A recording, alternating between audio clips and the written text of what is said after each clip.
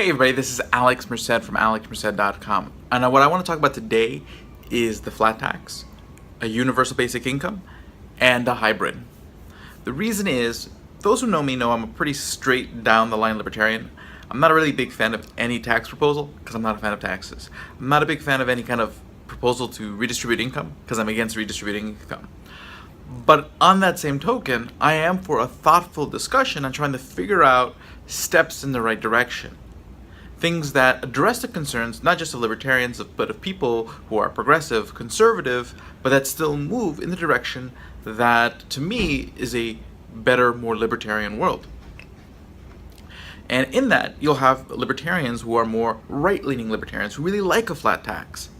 Because there are some things to like. It very much simplifies government by getting rid of this complex tax code, which is burdened with rent-seeking and other problems. There are libertarians who lean to the left, who like a universal basic income, because it simplifies government programs to redistribute wealth. Instead of having a bajillion different programs that cost so much to administer, that are also plagued with rent-seeking and corruption, you have a very simple program paying everybody a very basic amount that still sort of allows there to be some sort of government or some sort of social safety net in a sense. So you have libertarians on the right who like the flat tax because it simplifies government without necessarily ending it, and you have left libertarians who like a universal basic income, which simplify the social safety net without getting rid of it. And I sympathize with both those goals. I sympathize with a simpler government. I do think that a simpler government, if you simplify all the things that government does, that is a huge step in the direction, because it's in the complexity that a lot of the corruption happens, a lot of the rent-seeking happens, and a lot of the more pernicious effects of a government happen.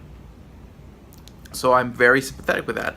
That's why when I ran for U.S. Senate in 2016, I tried to pull from both of these ideas, because I wanted to appeal to conservatives who wanted a flatter, more equitable tax system. I wanted to appeal to progressives who were concerned about there being some sort of element of support for those who may have a hard time getting through day to day. And at the same time, I wanted there to be a simpler government, a smaller government, a government less plagued with rent-seeking, etc. But again, the UBI, the Universal Basic Income by itself, I don't like. I just don't think it goes, there's too many holes and ways that can be manipulated later on that I didn't like. Same thing with the flat tax. Both of these proposals, while have their good aspects, there are things that, one, they leave to the imagination or leave big political holes on how they can be abused by politics later, and also are politically unrealistic because they don't address any of the concerns of the other side. The flat tax addresses concerns of conservatives and right-leaning libertarians, but doesn't address the concerns for progressives and maybe even some left-leaning libertarians about things like progressivity. And the UBI may address a situation of simplifying government, yet providing some level of social safety net, but it doesn't really answer the questions about funding and incentives to work. Okay, it can actually act as a disincentive to work, which is why some of the more far left people really like a UBI, because they want to get people out of the workforce to push up wages, which is a big different discussion that I'm going to have right now, but is a bad idea.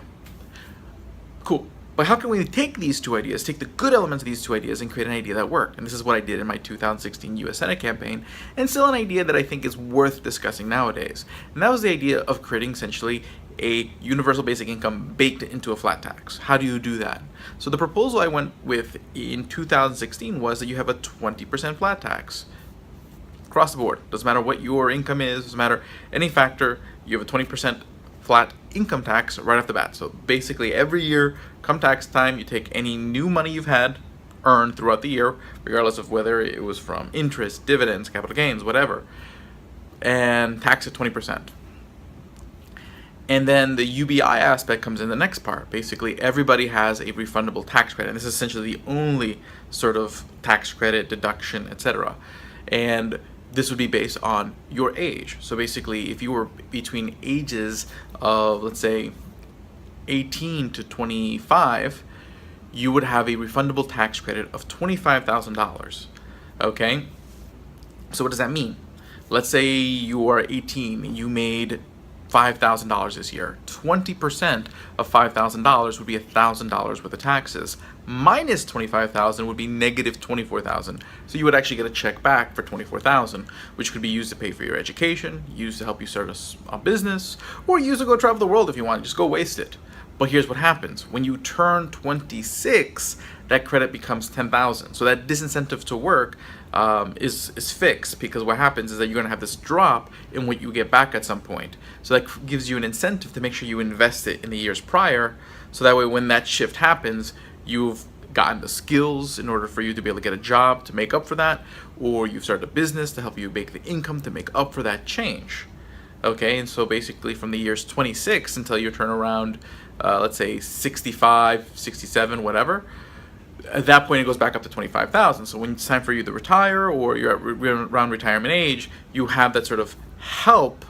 You may need a retirement. Those sort of the years where people generally use the most aid when it comes to age for like education and things for the younger folk, and when it comes to aid for retirement years for older folks. So basically the tax credit's larger in those 2 years, but again, it's smaller in those medium years, so that way it's not so big that it disincentivizes work too much. And but it still provides support to, and then that support you can use however you want. So you can use it to pay for healthcare, you can use it to pay for education, or use it to pay to do some improvements on your house.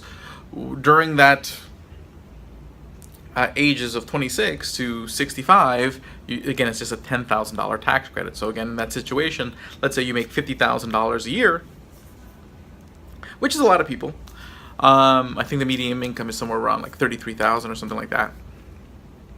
But if you make $50,000 a year, 20% tax would be $10,000. Minus a $10,000 tax credit, your tax liability would be zero.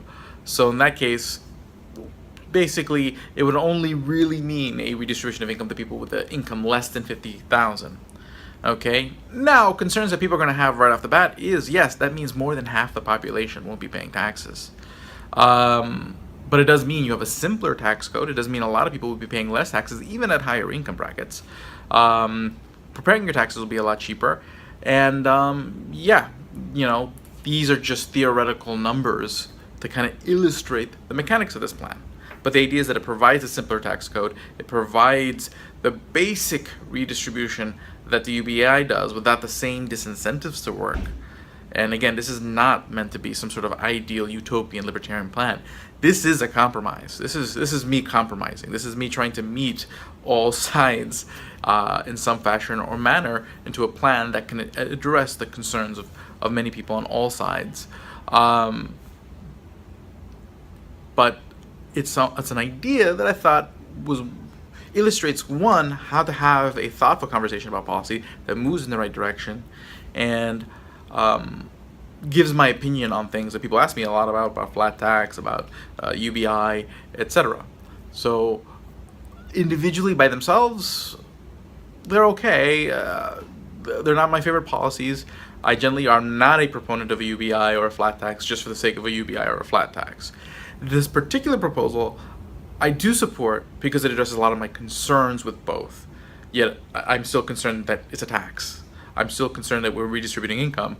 But to me, this is a more workable version of those both ideas mixed together, giving me the benefit of both ideas and moving into a libertarian direction where basically, if this policy worked, will create demand for going even further down the road in freeing up more of people's incomes, and actually there being less of a demand for redistribution because you have a better economy.